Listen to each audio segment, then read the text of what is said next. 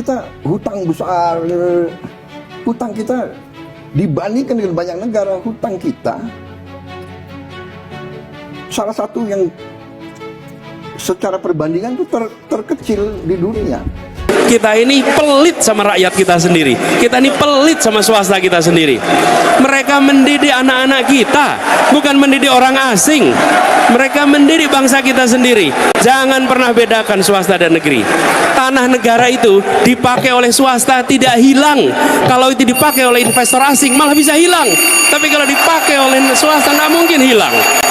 Jadi bayangkan kalau sekolah pendidikan kelas seluruh Indonesia tidak terbebani oleh belanja tanah di awal, maka SPP-nya akan murah, biaya sekolahnya akan murah. Itu dirasakan oleh seluruh keluarga-keluarga kita di Indonesia. Jadi kita ingin mengubah itu, Pak. Sehingga negara itu hadir bukan hanya dengan bantuan secara fiskal, tapi negara hadir mengurangi biaya-biaya yang harus dikeluarkan oleh perguruan swasta, TK, SD, SMP, SMA sampai kuliah, sehingga mereka bisa mengurangi beban untuk keluarga-keluarga kita di Indonesia. Saya mau cerita sedikit ini. Saya ini terus terang paling heran dengan statement itu milik negara. Oke, kenapa? Karena ketika aset itu digunakan untuk kepentingan publik, maka pencatatan itu menjadi minor. Karena itu dipakai kecuali aset itu digunakan untuk kegiatan komersial.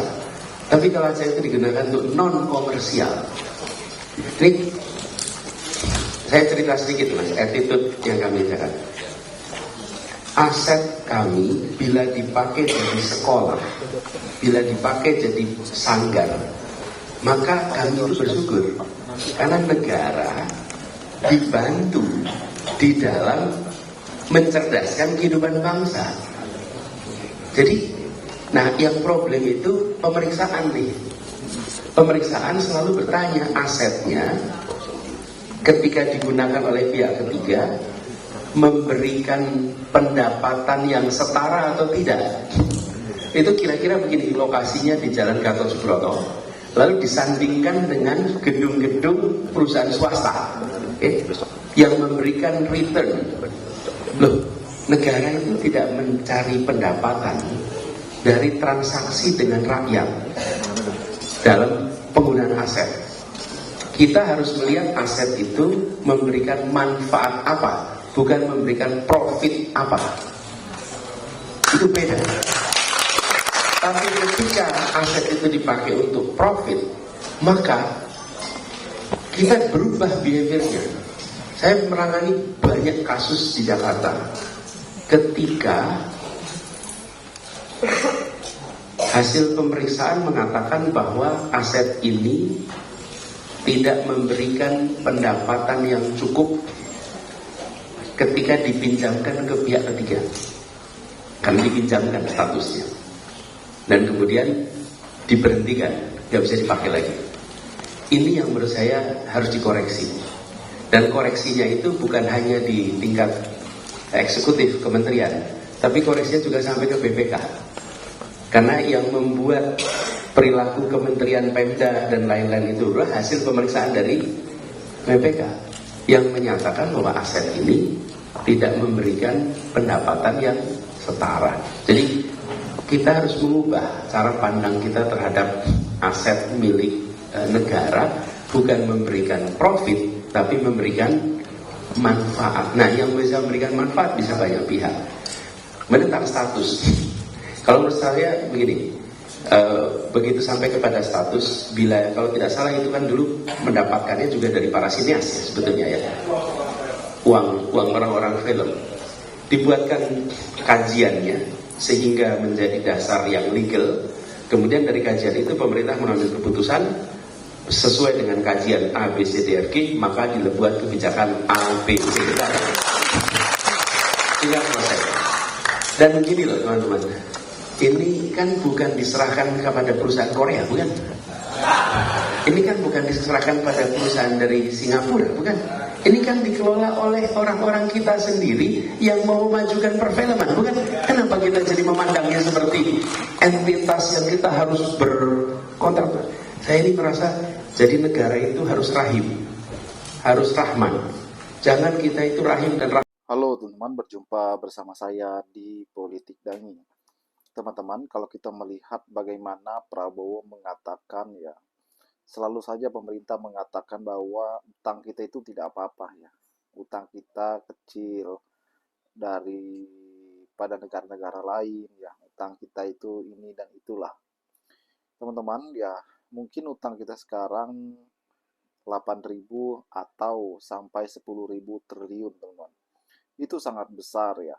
Bagaimana berita baru-baru ini untuk bunga utang saja ya, itu bukan pokoknya, baru bunganya yang akan dibayarkan tahun ini tuh sekitar 500 ya, 500 triliun, teman-teman. Ini angka yang sangat besar ya. 500 triliun ini kalau bangun sebuah kota sudah jadi IKN, teman-teman. Jadi IKN itu kurang lebih hampir 500 triliun ya. Mungkin jadi IKN. Bayangkan negara harus membayar bunga utang, teman-teman, kepada Bank Dunia dan sebagainya. Dan kalau kita melihat bagaimana pajak semakin naik, apa-apa dipajakin, yaitu adalah supaya penerimaan pajak negara makin bertambah, APBN makin bertambah, dan bisa membayar hutang. Inilah yang disampaikan Anies Baswedan ya.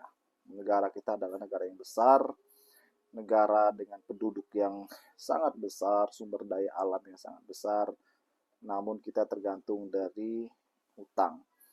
Dan kalau kita mau efisiensi sebenarnya ya, seperti apa yang digaungkan oleh pemerintah, efisiensi anggaran, ya bukan hanya anggarannya diefisiensi, ya, tapi bagaimana jabatan-jabatannya diefisiensi. Banyak sekali ya, pemerintah, misalnya kemarin